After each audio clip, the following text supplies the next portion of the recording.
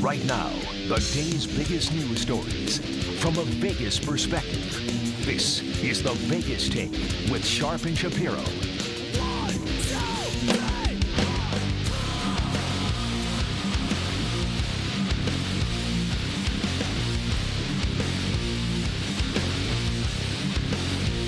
All right, what's up, Las Vegas? Happy Monday, everybody. It is the Vegas Take, Sharp and Shapiro. Oh, yeah. Glad you could join us. I hope you missed us. I know you missed us. That's why you're back tuning in. We got a lot to get to, a lot to talk about. We got C-Win in studio. What's up? Because it is Monday along with JD Sharp. I am Mr. Brian Shapiro. I've been called worse before. We got a lot to get to, a lot to go over. Oh, my God, what a crazy weekend in Vegas. We had the Nevada caucus. We had NASCAR. We had a huge, well, even though it didn't happen in Vegas, a huge UNLV went on the road against San Diego State.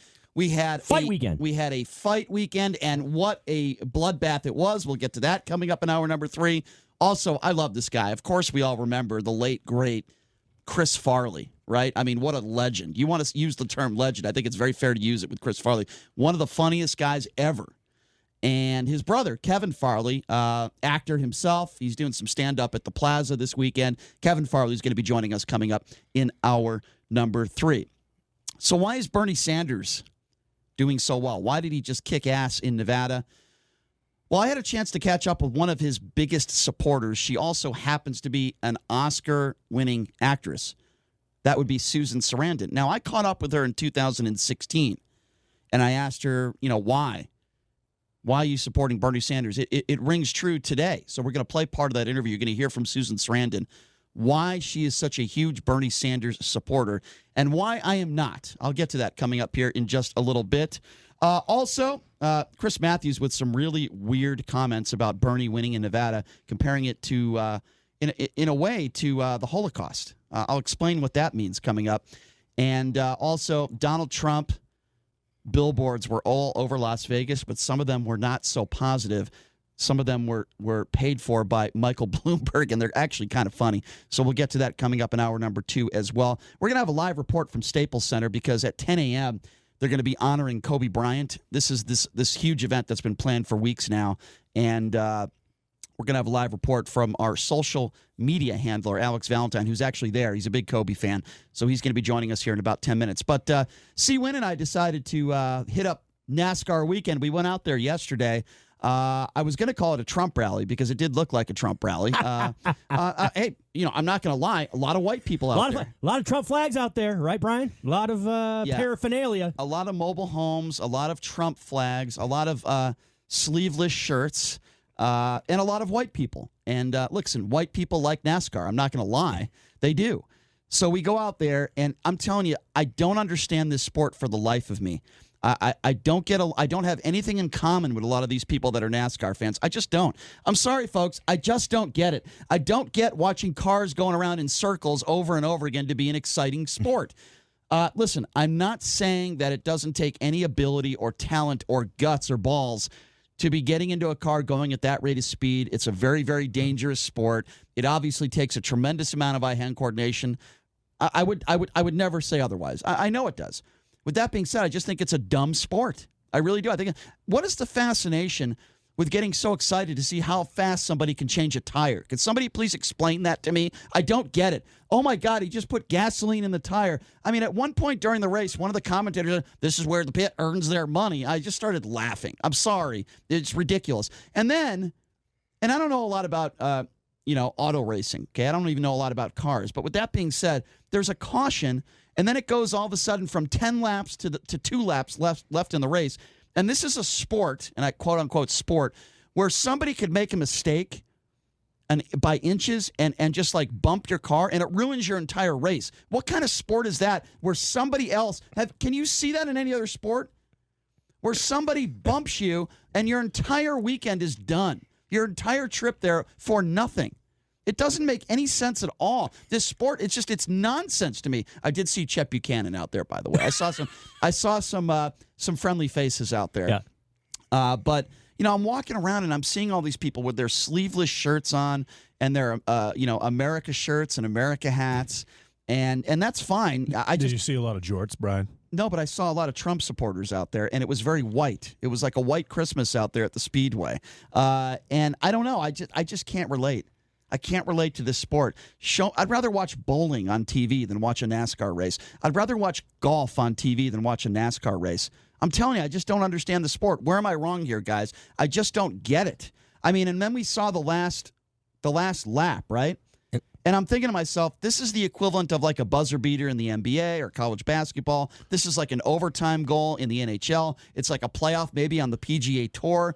And I'm watching this final lap, and it was so like what's anti-dramatic, yeah, like anticlimactic is the word you're looking for. I didn't understand it, guys. Where am I wrong here? So Brian is clear on his opinion as far as auto racing is concerned. JD, what's your take? You're a NASCAR guy? Well, the best thing about this is that I'm sure Brian got free tickets because we have this show, and now that he's using the show to trash NASCAR, we'll never be invited again, so that's great. But as long as Brian doesn't care about it, then no one else should care about it. So if I like it, now I can't go back, which is awesome. I'm not a huge NASCAR guy. You don't go to anything anyway. I'm sensing a touch of Monday morning sarcasm from JD Sharp here, Brian. I'm not a huge NASCAR guy, and I don't really relate to it. I've never actually watched it before, but I guess it's kind of cool watching those cars, especially when one of them's Donald Trump, like at the Daytona 500 in his $500 million supercar driving around the track a couple of times. But like you, Brian, I'm not as outspoken about it. I'm not going to compare it to a buzzer beater because it's a totally different thing. I think it's just a place where a bunch of guys and families, they go out there, they watch these cars drive really, really fast in circles, and they drink a whole lot of beer, and they get a tan or a sunburn in some cases, and they wear their jean shorts, and they wear their plaids, and they may be Trump supporters. Everybody looks but like, you know what? I'm sure they can. I'm sure most of them can read. I'm sure most of them don't. I'm sure most don't live in mobile homes. You're starting to sound like Don Lemon and Rick Wilson in that interview, Brian. Actually, with your approach to the sport. Oh, the little Don Lemon and everybody who was there. All right. Well, first of that all, being said, I'm not. Okay, So I'm not. Well, you're trying to interrupt me, but I'm not a huge NASCAR guy. But on a filibuster. But I'm not. No, I'm not. You're going on a NASCAR filibuster.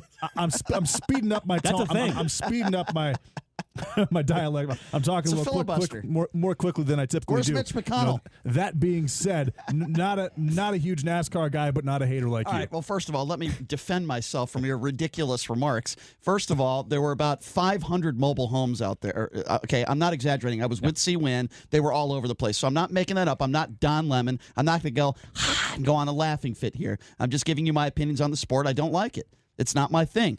I never said these people can't read. So I don't know where you got that from. I never said that. I never said anything disparaging other than the fact that I cannot relate to these people and I have nothing in common with them. That's all, except that I'm white like they are. That's the only thing I have in common with them. I never said that they were dumb or that they can't read.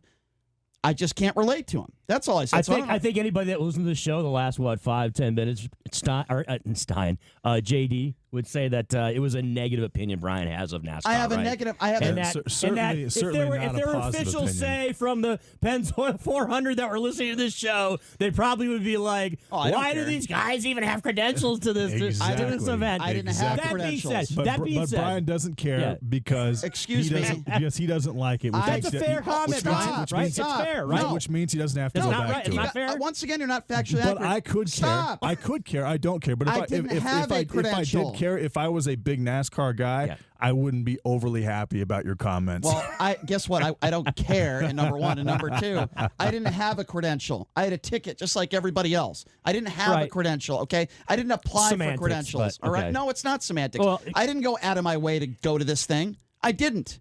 I got free tickets, and I went. And if I don't get free tickets next year, I won't be losing any sleep over it, okay? I won't. So you're trying to portray to us, JD, that the comments weren't in a negative way when it comes to NASCAR the last 10 minutes? It's absolutely.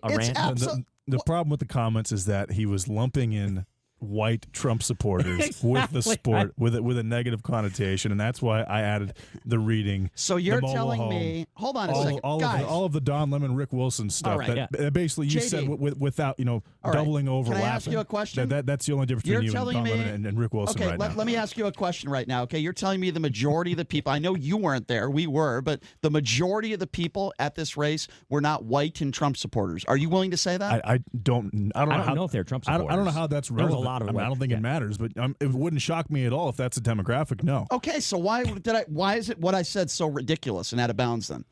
I said the majority. I don't know if we said it was ridiculous, not about it's your personal opinion. Well, you guys are mocking it. No, I was pointing out that it wasn't positive what you're saying about NASCAR. No, the sport is stupid. You were talking. A dumb sport. Let's put it this way: you were drinking a ton of haterade. Okay, let's lay it out like that. Okay, Lots of haterade. Wasn't he, JD? That's it's what a I'm. dumb That's all sport. Brian, that's all I'm saying. It's a stupid sport. Here's my quick take on NASCAR, Brian. Okay, it's gonna sound like I'm agreeing with you. Yes. It is a sport because of the competition, because it's a team sport. You have your pit crew. You have there's a lot that goes into it. There's hardy competition. Okay, but when it comes to NASCAR, this is what my thought process. Someone who's not a hardcore NASCAR guy. Okay, I find it very hard to get into a sport where your grandfather can compete with you on a regular basis. Okay. And that's 100% true, right? With NASCAR and with auto racing. Right. Your grandfather can actually be on the same stage and compete with you consistently. Now, in golf, we see it every once in a while, but not necessarily as much as you do in NASCAR, where guys like Mark Martin and others who are in their 50s can compete with guys who are 30 years younger. So it's kind of like poker. It's kind of like chess. Exactly. Yeah. Okay. All right. So listen. The bottom line is I'm not a NASCAR fan. Exactly. I never will be. That is the bottom. That's what everyone's going to learn about this segment. I wanted to see Aaron Rodgers' girlfriend. That's what I wanted to see. I wanted to see my girl. We didn't see her. She was there, but we didn't see her. Yeah, we didn't see her. Danica Patrick was there. Yes, she was there. Exciting. That was my only reason for going. To be perfectly honest with you, as much as I love the people that are NASCAR fans, as much as I love the sport, as much as I do. By the way, let me just sum it up for you. Every time a guy wins a race, here's what the post-race press conference, here's what it sounds like. Well, first of all, I want to thank my team for doing a wonderful job. I also want to thank, car ran really well today. It was a really well-oiled machine today. I want to thank my team. I want to thank my car. I want to thank my lovely wife. They sound like Larry and the God, Cable Guy. And God. And definitely God. Yeah, and right. definitely God. Yeah. It's like every race. Which is horrible. Every race is won by Larry the Cable Guy. It's like, this guy's a hell of a race car driver. All right, here's what we're going to do. We're going to take a quick break. And when we come back, we are going to have a live report at Staples Center. Alex Valentine, friend of the show, is going to be joining us. He is there at the event, going to kind of set the scene. This Kobe Bryant huge memorial at Staples Center. It's really probably going to be incredible. It starts at the top of the hour. We're going to get a live report from Alex coming up next. You're listening to the Vegas Take right here on the all-new 101.5 FM, 720 AM K.